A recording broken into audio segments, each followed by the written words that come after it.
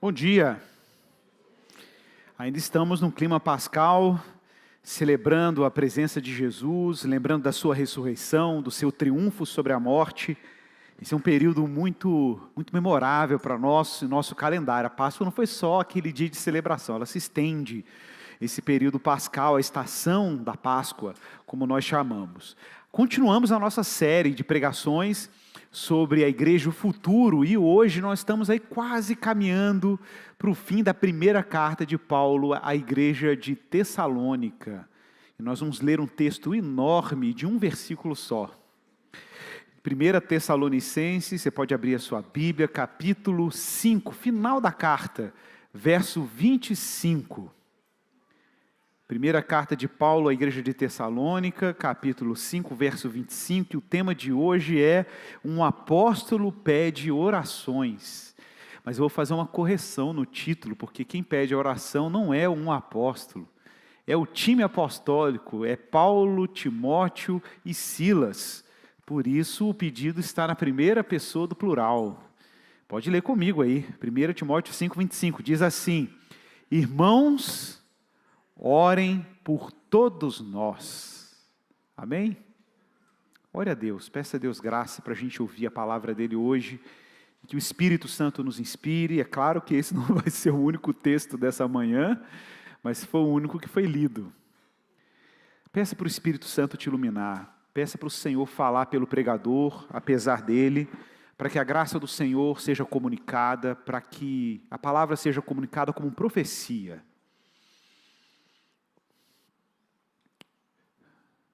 Senhor, a igreja é um mistério. O Senhor constituiu essa comunidade a partir da rocha que é Jesus de Nazaré. E hoje estamos aqui famintos e sedentos para ouvir a Tua palavra. Oh Pai, a Tua palavra, que como disse o profeta Jeremias, é como um martelo que esmiuça a rocha. Sim, o Senhor hoje pode, por voz da graça, pelo poder do Teu Espírito, transformar corações rígidos como pedra em corações maleáveis. O Senhor pode transformar a nossa aridez em um coração renovado e vivo. O Senhor pode hoje nos encher pelo Teu Espírito e despertar fé no nosso coração, que frequentemente é assediado pela incredulidade, pela dúvida, mas hoje queremos ver a nossa fé acesa. Queremos que a Tua palavra nos encoraje, nos anime, nos envie, nos habilite a desejar o Senhor como sumo bem das nossas vidas, ó Pai. Queremos estar aqui hoje como adoradores. Que essa palavra nos ensine a orar, que essa palavra estabeleça em nosso coração um ritmo novo de vida, baseado numa vida de contínua oração e intercessão, não apenas pelo nosso querer e a nossa vontade, mas para uma vontade que é maior do que nós mesmos. Guia-nos a toda a verdade, Senhor. Livra-me de atrapalhar a comunicação da Tua palavra, e que o Senhor se faça presente, que os meus irmãos aqui hoje escutem a Tua voz, e o Senhor falando ao seu espírito, ao seu coração. Oro também por aqueles que peregrinam em busca de sentido, que ainda não são cristãos, mas estão em busca, numa peregrinação, que o Senhor também os ilumine, que os ajude a encontrar a verdade que tanto anseiam. É a nossa oração em nome de Jesus. Amém. Irmãos, estamos caminhando para o fim de uma carta. E é sempre importante lembrar que quando lemos uma epístola ou uma carta de Paulo ou qualquer outra carta bíblica, é importante lembrar que isso é uma carta. E essa série tem sido construída em cima disso, da leitura de uma epístola, de uma carta. Sim, irmãos, carta. Veja que coisa mais obsoleta na nossa cultura de comunicações instantâneas, em que a gente manda um zap para alguém do outro lado do globo, em tempo real ela recebe a nossa mensagem. Sim, meus irmãos, Paulo, você sabe disso, foi impedido por uma franca e espiritual oposição do diabo a ir até Tessalônica, ele queria voltar a Tessalônica para ali ver com os seus próprios olhos os efeitos do evangelho que ali ele pregou. Paulo então envia Timóteo, Timóteo leva essa carta, até aqueles irmãos de Tessalônica, depois de receber o relato que o próprio Timóteo trouxera de lá. E agora Paulo está encerrando essa carta. Na verdade, é importante deixar claro que ele não escreve ela sozinha, como está no início dessa epístola. Como já mencionei, Paulo, junto com Silas, ou Silvano e Timóteo, escrevem essa carta. E o que é interessante é que se você acompanhou essa série até agora com a gente, é que nitidamente essa carta ela é escrita num tom de oração. Ela parece uma oração apostólica, parece que Paulo e esse time, eles estão em oração na composição dessa epístola. Chama a sua atenção porque nós acabamos de ver um pedido de Paulo para que a igreja de Tessalônica orasse por eles. Paulo, Silas e Timóteo pedem à igreja, orem por nós também. Por que ele faz isso? Porque o tempo inteiro Paulo está expressando como ele e esse time está orando pela igreja. Mas agora chegou o momento dele fazer o contrário e falar, do mesmo modo, orem por nós. Mas o que é legal também, na medida que nós vamos lendo a carta, é que existe um padrão na maneira como Paulo trata a oração. Lembro aqui do capítulo 1, lá no início da carta, verso 2, Paulo já começa com essa linguagem: nós damos sempre graças a Deus por todos vocês, mencionando-os em nossas orações. É sempre essa combinação de oração e ações de graças.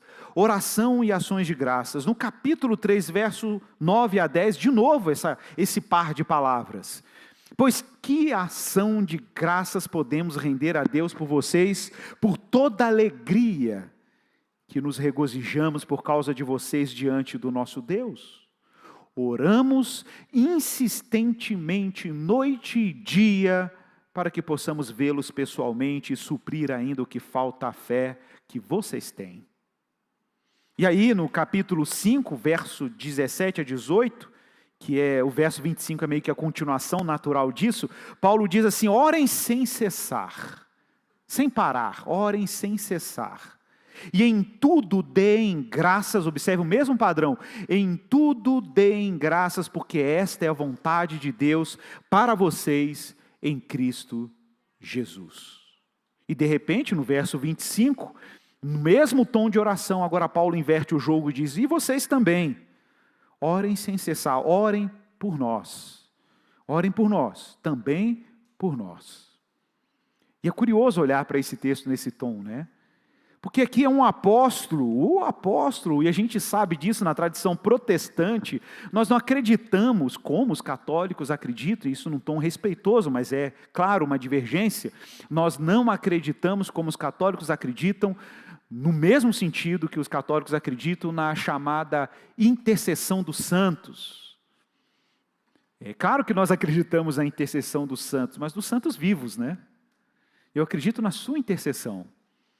Nós acreditamos na intercessão uns dos outros, mas nós não acreditamos na intercessão dos santos, no sentido de que os santos, dentro da teologia católica, como sendo pessoas que têm algum tipo de privilégio no acesso a Deus, e por isso estão hierarquicamente numa posição superior a nós, e que por isso podemos recorrer a elas para que orem diante de Cristo, para que Cristo ore ao Pai por nós. Como protestantes, nós não acreditamos numa ordem hierárquica da intercessão.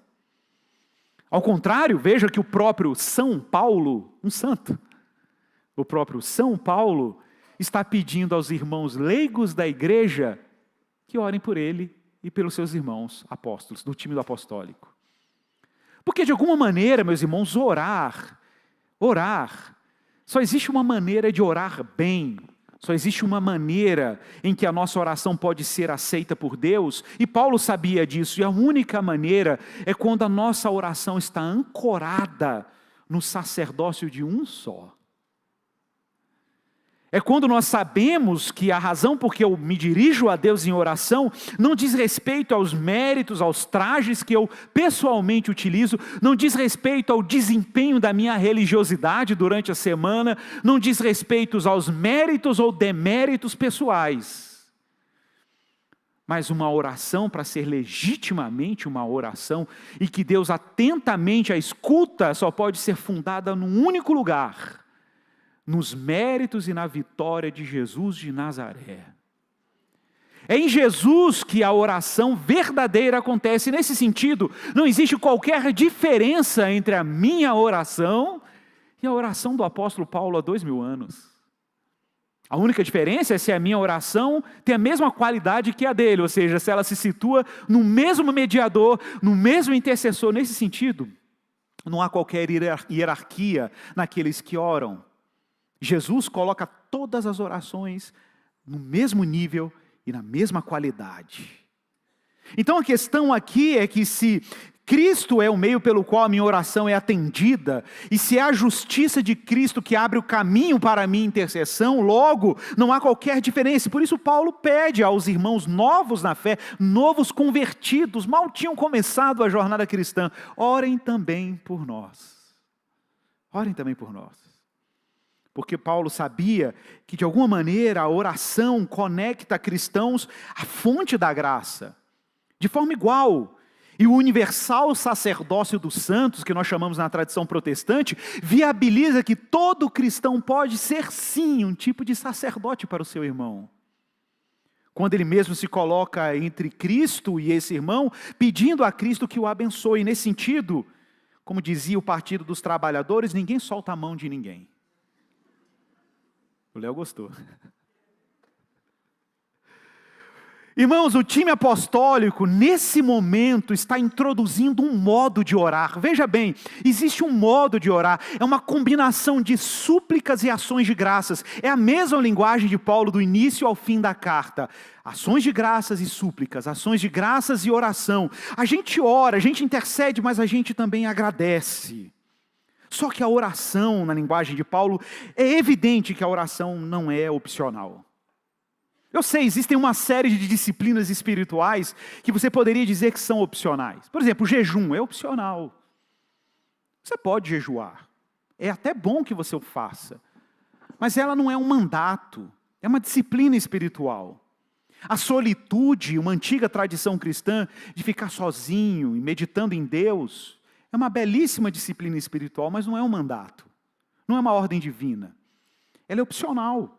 É bom que você o faça. É bom até para que você ore melhor. Contudo, ela não é uma necessidade na vida cristã. Contudo, a oração, ela é indispensável. É uma questão de sobrevivência da fé. Na verdade, existem duas relações que elas são indispensáveis, não são opcionais para o cristão. Eu falei aqui na série sobre a igreja em forma de cruz, a igreja cruciforme. E eu falava sobre, olha, a igreja ela tem forma de cruz porque Deus resolveu a nossa relação com Ele na vertical, por isso podemos comungar uns com os outros na horizontal. Mas existe também, em forma de cruz, duas relações, ou dois modos de viver como cristãos que são indispensáveis e não são opcionais. E qualquer cristão que não viva a verticalidade dessa relação, ou a horizontalidade dessa relação, é um cristão nominal. É um mau cristão, ou um falso cristão, ou um cristão precário.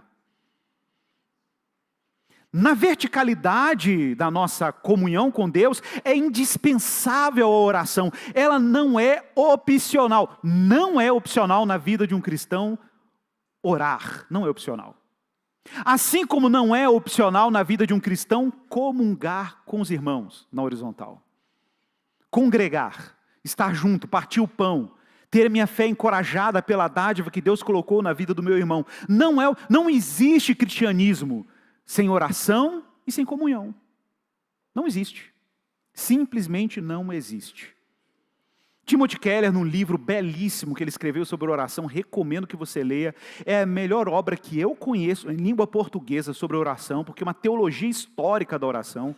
Ensina devoção, como encontrar Deus, como contemplar a beleza dele. É belíssimo, ele visita toda a tradição de oração cristã, tanto a tradição clássica como a protestante. Recomendo que você leia. Se você tem problemas para orar, leia o livro Oração do Timothy Keller. E ele diz lá num trecho, abre aspas, deixar de orar não é simplesmente violar uma regra religiosa. É deixar de tratar Deus como Deus. É pecar contra a sua glória. Deixar de orar significa que você se tornou ateu. Você para de orar quando você ignora a existência de Deus. Você até pode ser, teoricamente, um teísta. Teoricamente, você pode acreditar que Deus existe. Mas em termos práticos, quando a oração vai definhando, o que você está fazendo? Você está, de alguma maneira, ignorando o fato de que Deus está presente.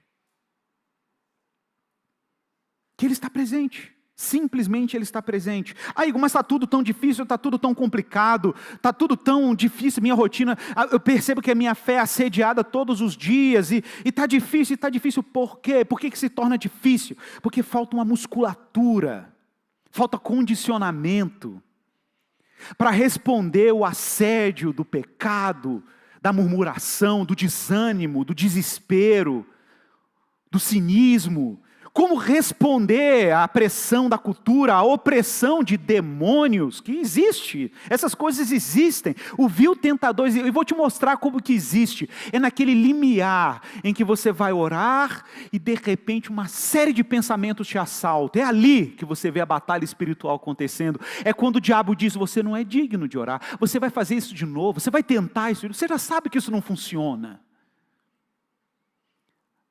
Você já tentou isso outras vezes? Olha quantas vezes você já fracassou. Você vai insistir na oração?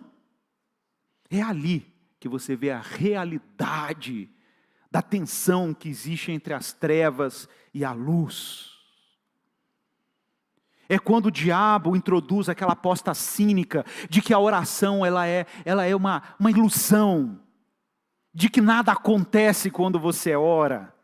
E eu não estou ignorando o fato que, de fato, existem más orações. Orações mal feitas, com intenções que não são nem um pouco justas, corretas. Não estou ignorando esse fato. E, de fato, o apóstolo Tiago vai falar sobre isso. Na sua carta, no capítulo 4. Ele vai dizer, de onde procedem as guerras e brigas que há entre vocês? De onde, senão dos prazeres que estão em conflito dentro de vocês? O que ele está dizendo? Que existem desejos conflituosos. Eventualmente, o nosso coração é assaltado com desejos conflituosos. Vocês cobiçam e nada têm, matam e sentem inveja, mas nada podem obter. Vivem a lutar e a fazer guerras. Nada têm porque não pedem. Pedem e não recebem. Porque pedem mal, para esbanjarem em seus desejos. É verdade, existe uma oração que não está necessariamente em sincronia com o que Deus esperava que você apresentasse a Ele em oração. É verdade. É verdade que existe o risco real de você sofrer de uma síndrome. Você pode sofrer de arritmia espiritual. E o que é a arritmia espiritual? É quando os ritmos da sua vida, os ritmos da sua existência não estão em sincronia com o ritmo da vontade e do movimento divino.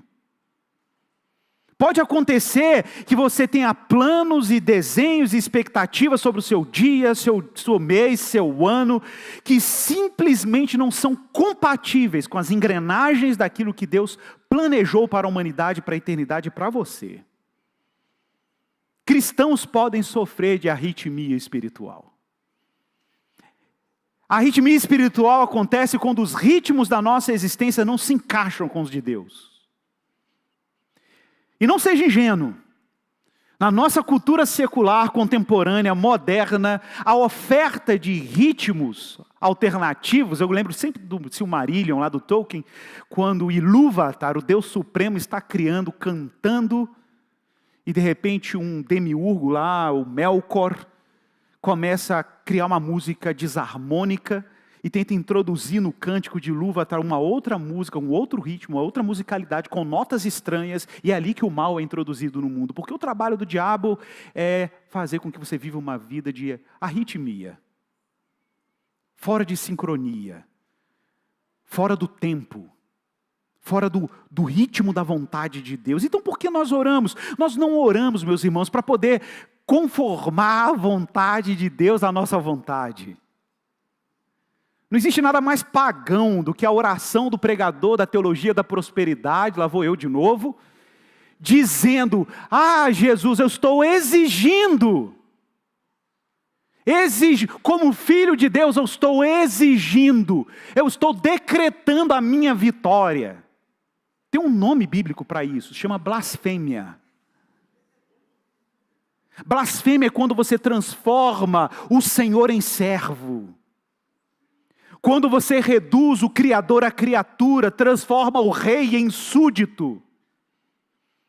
Tem um nome para isso.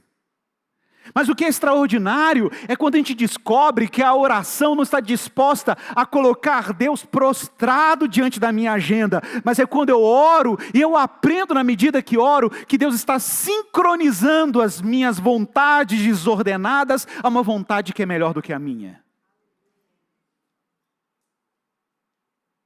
Olha, eu não sei se você sabe, você foi salvo também por causa de uma oração não respondida, sabia disso?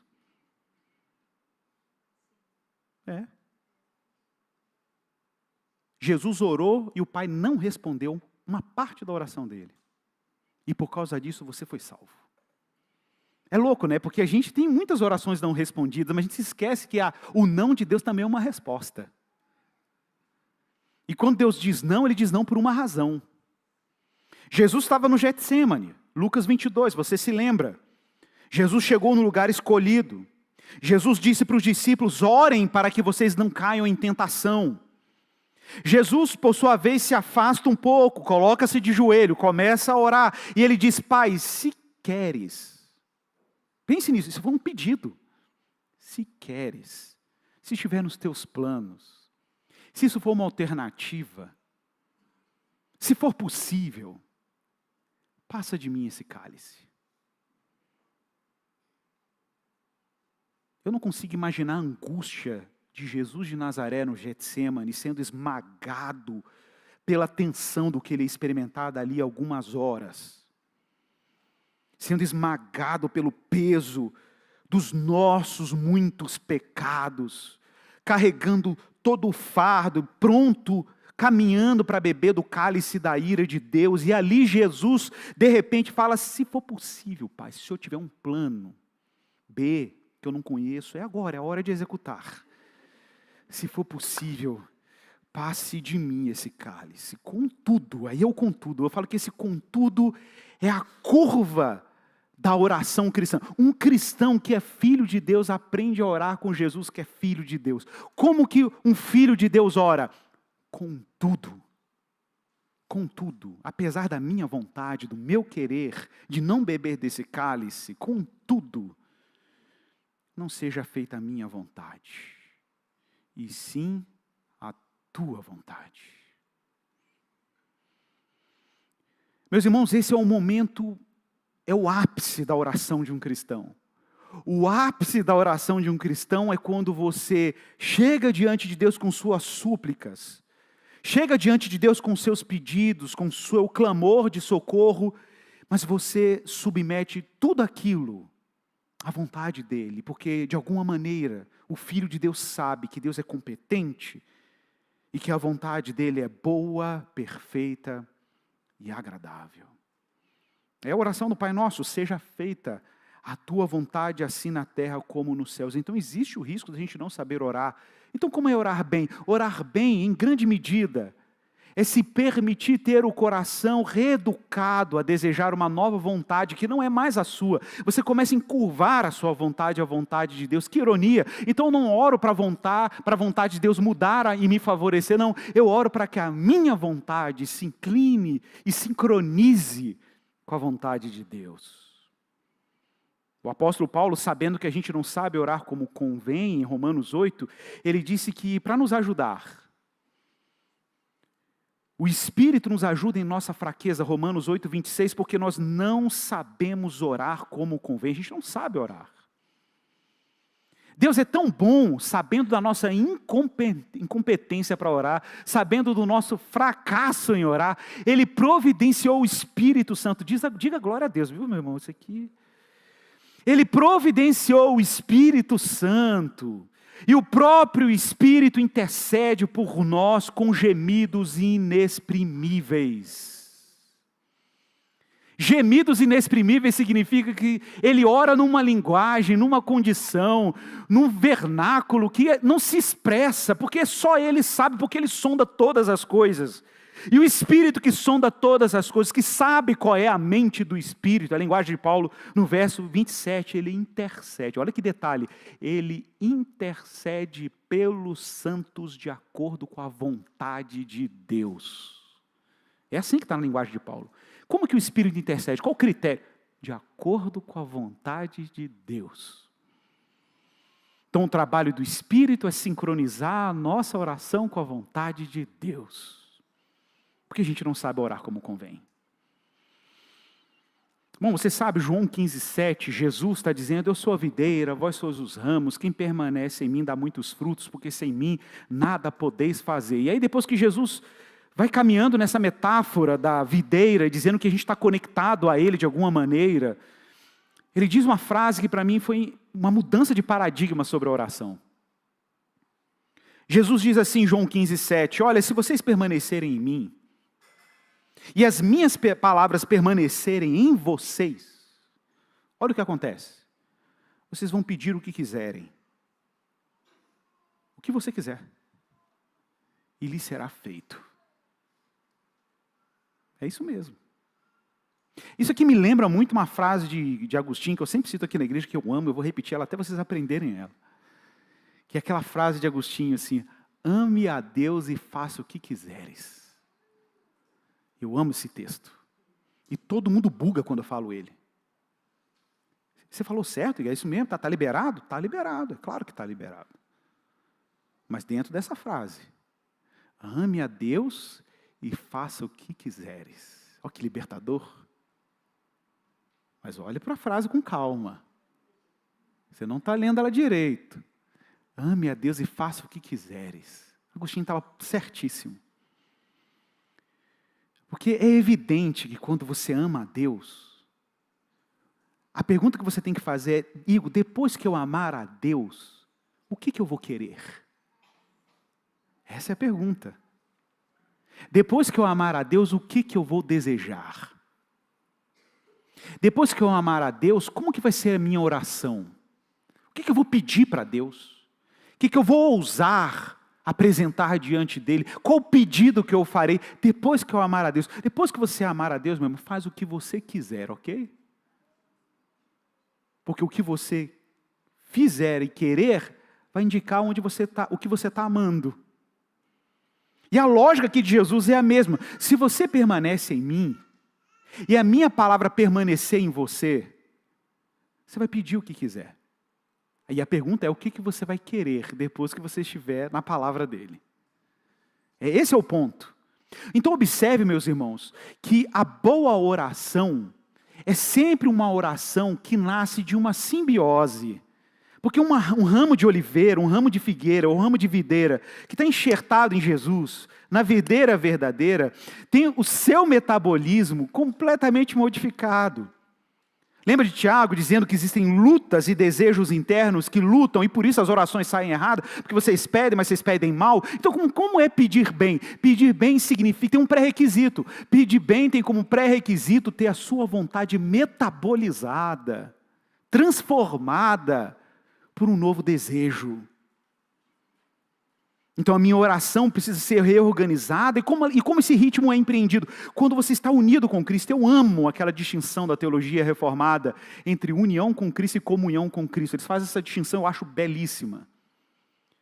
A união com Cristo é uma obra objetiva.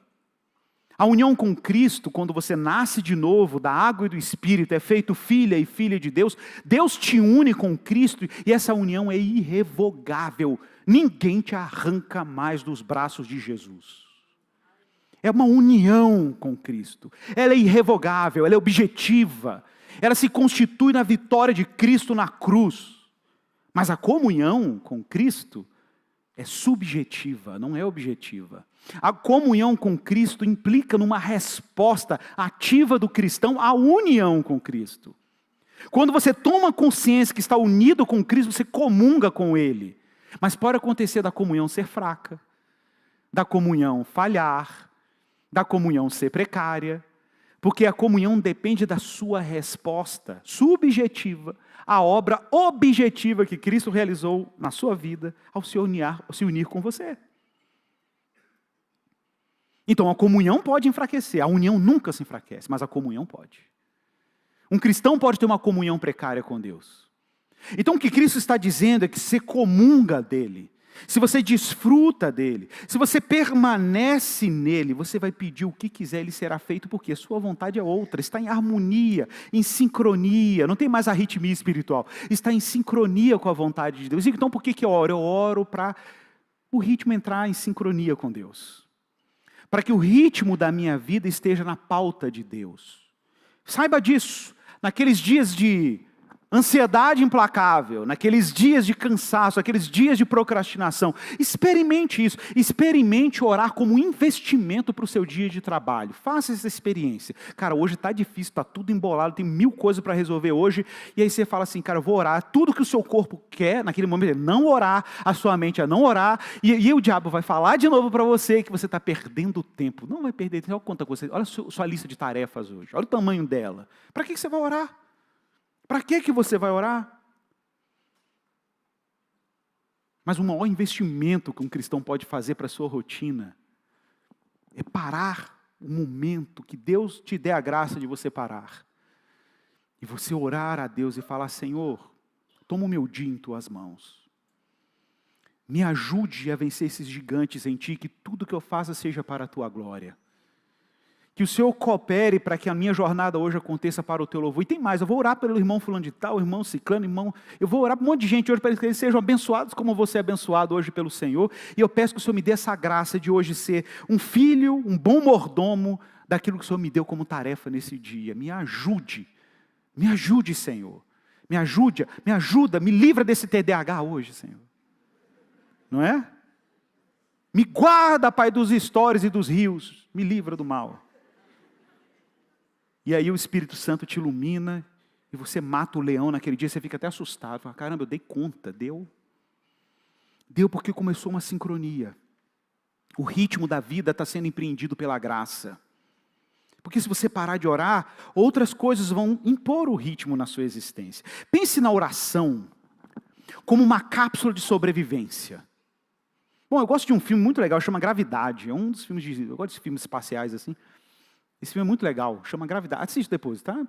São um grupo de astronautas que estão indo para o espaço, tentar fazer uma manutenção na estação espacial, e acontece uma série de eventos catastróficos.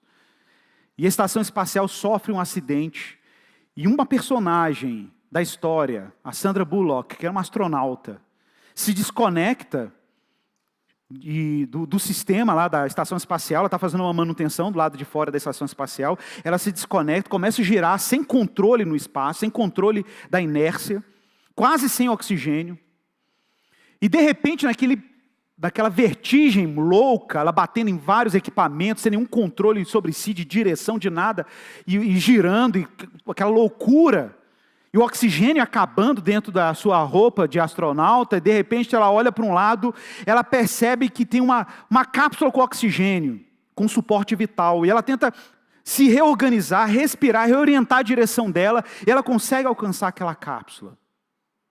E quando eu vejo essa cena, eu sempre me lembro de como é impressionante você imaginar que a gente está aqui num planetinha, uma bolinha de oxigênio, atmosfera, e tem tudo para a sua vida funcionar, e ter suporte, reproduzir, ter filhos, viver, trabalhar e etc. Mas isso é um fragmento ridículo dentro de um universo que simplesmente é hostil a qualquer possibilidade da sua vida acontecer. Você pensou nisso?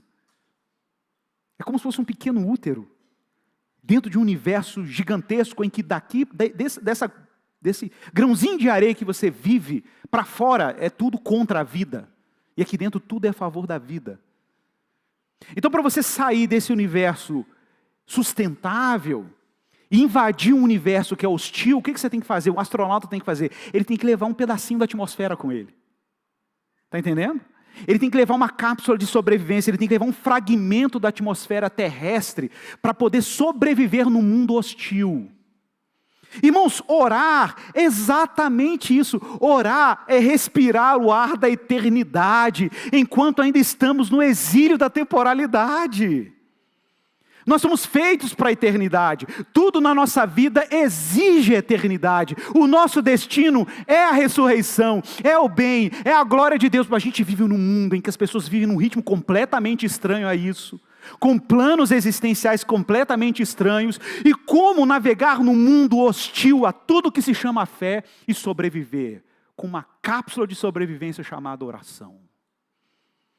É na oração que você sente o ar da eternidade. É na oração que você respira o hálito da vida eterna. E você olha para a vida e fala, caramba, vale a pena, eu vou passar por isso tudo. 1000 cairão ao meu lado, 10.000 à minha direita. Eu não serei atingido, porque o Senhor me sustenta pela graça dEle. Mesmo enfrentando o frio cósmico das tribulações, nós levamos conosco a presença de Deus em oração. Como o astronauta leva o oxigênio. Não é assim que fala no Salmo 91? A sombra do Altíssimo me esconderá. É ali que você se refugia. É ali que você ressignifica a vida. Você ajusta a proa. Você sincroniza a existência com Deus e com os ritmos de Deus. A Kate Keller, esposa do Timothy Keller, usa uma analogia maravilhosa. Ela fala que ele e Keller tinham uma dificuldade muito grande de ter uma vida de oração regular por causa da atividade na igreja.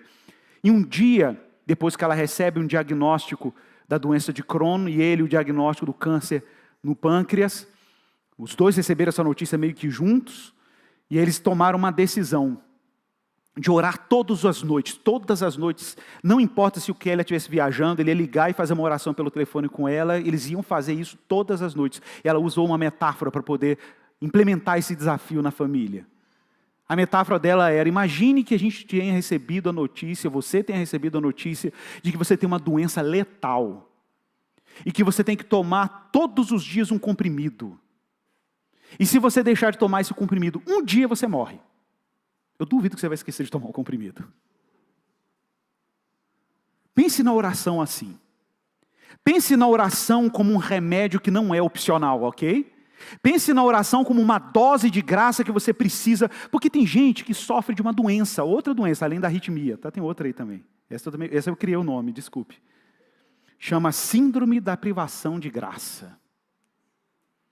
O que é síndrome de privação de graça? Tem gente que sofre de síndrome de privação de graça. A vida está difícil, as rotinas estão difíceis, os desafios estão difíceis, porque te falta graça. Como que eu acesso a graça de Deus? Como que eu acesso o benefício de um Deus que me sustenta em meio à adversidade, à dor, às contradições, às notícias difíceis? E gente, eu estou falando aqui de Paulo, ok? Que vivia num contexto de franca oposição à mensagem que ele pregava. Não estou falando desse mundo confortável nosso, ocidental, em que a gente vem para o culto livremente, adora a Deus e está tudo bem. E aí a sua grande tribulação da semana foi que você pegou alguma doença entre o resfriado e o Covid. É tudo de tribulação que você teve na sua semana. Eu não estou falando desse mundo, eu estou falando de um mundo em que as pessoas são hostis à fé. Que ser cristão pode custar a sua vida. Esse era o mundo de Paulo. E como ele sobrevivia, como a fé desses cristãos, como que a fé de Tessalônica sobrevivia. Porque eles sabiam onde alcançar recurso para lidar com a tribulação. E onde estava o recurso? Vou ler para vocês onde está. Hebreus 4. Hebreus 4,14. O autor de Hebreus diz assim: tendo, pois Jesus, o Filho de Deus, como grande sumo sacerdote, que penetrou os céus, conservemos firmes a nossa confissão.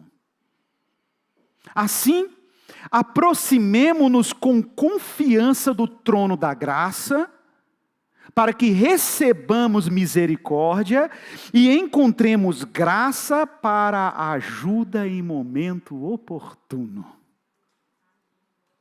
É lógico. Igor, qual é a solução para a síndrome de privação de graça? Recorrer ao trono da graça em oração. Mas quem abriu o caminho até o trono da graça? Lembrando, irmãos, que isso aqui não é trivial. Já falei sobre isso aqui na série, que a gente falou sobre o sacerdócio de Jesus lá atrás. Não é trivial um cristão se dirigir a Deus, não é, basta você olhar para Isaías capítulo 6, não é trivial. Isaías fica apavorado diante do domínio de Deus, ele entra nesse lugar. Os sacerdotes do Antigo Testamento, quando entravam no santuário, e o santuário terreno era uma cópia do original, era uma cópia do celestial, e eles já entravam tremendo. Imagine a gente ousar se dirigir à majestade de Deus. Só que o autor de Hebreus propõe que nós sejamos ousados na oração, corajosos, não por causa do nosso mérito, mas porque nós temos um grande sumo sacerdote que penetrou os céus. E por isso nós podemos nos aproximar com confiança. É a palavra que está aqui em Hebreus 4,14, 4,16. Entremos e nos aproximemos com confiança do trono da graça, para que recebamos misericórdia e encontremos graça. Graça que nos ajuda no momento oportuno. A oração, meus irmãos, é um recurso divino adequado para você ter condicionamento e musculatura para suportar o dia mal. Agora, voltando para o nosso texto de Paulo um pouco mais. Paulo aqui não apenas está orando, ele também está encorajando a igreja a orar por ele. Então existe também uma relação diferente na oração, em que você realmente participa e se ocupa em oração da vida de outro, que não seja você mesmo. Em outros textos, Efésios 6,18, por exemplo, Paulo diz assim, orem em todo tempo no Espírito, com todo tipo de oração e súplica. E para isto vigiem com toda perseverança e súplica por todos os santos. Súplica por todos os santos. E orem também por mim, para que no abrir da minha boca me seja dada a palavra para com ousadia tornar conhecido o mistério do Evangelho. Não é curioso que Paulo não se ocupa de pedir uma oração, porque muita gente pediria oração, irmão, ore por mim porque tem que pagar o boleto amanhã, não sei o quê, não é assim? Mas Paulo não ora, Senhor, irmãos, orem por mim para que eu não passe fome, orem por mim para que o barco não naufrague, orem por mim para que... Não, Paulo fala assim, só orem por uma coisa, orem para que eu consiga falar, abrir a boca e falar do Evangelho, pelo qual eu sou embaixador em cadeias, para que em Cristo eu seja ousado para falar daquilo que me cumpre a fazer. Romanos 15:30, o apóstolo Paulo diz assim, irmãos, por nosso Senhor Jesus Cristo e também pelo amor do Espírito, peço que lutem juntamente comigo nas orações a Deus a meu favor, para que eu me veja livre dos rebeldes, que vivem na Judéia, e que este meu serviço em Jerusalém seja bem aceito pelos santos. Tiago vai falar uma linguagem muito parecida, vai falar dessa mutualidade da oração, em que eu oro pelo meu irmão ora por mim, nós oramos uns pelos outros, e aí nesse sentido eu acredito muito na oração dos santos, na oração dos justos, na intercessão dos santos. Tiago 5,16, orem uns pelos outros, para que vocês sejam curados, porque a oração de um justo é poderosa e eficaz, ou em algumas versões antigas, ela pode muito em seus efeitos. Por isso não existe hierarquia na oração, não existe mediação na oração, a não ser de Cristo. E eu queria te convidar a fazer uma oração final aqui dessa mensagem. Eu queria que você ouvisse uma oração de Paulo. Eu vou ler essa oração e vou orar essa oração.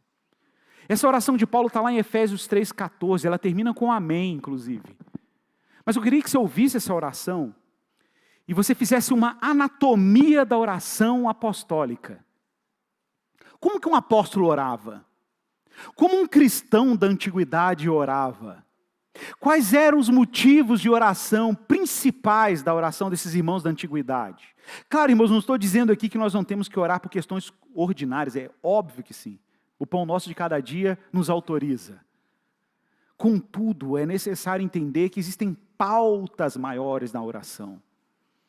Deus tem uma agenda maior do que simplesmente suprir as nossas demandas imediatas, que também são importantes, mas não é o mais importante.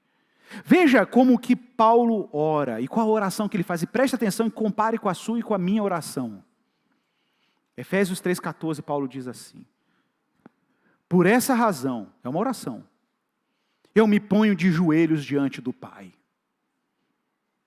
de quem toda a família nos céus e na terra recebe o nome.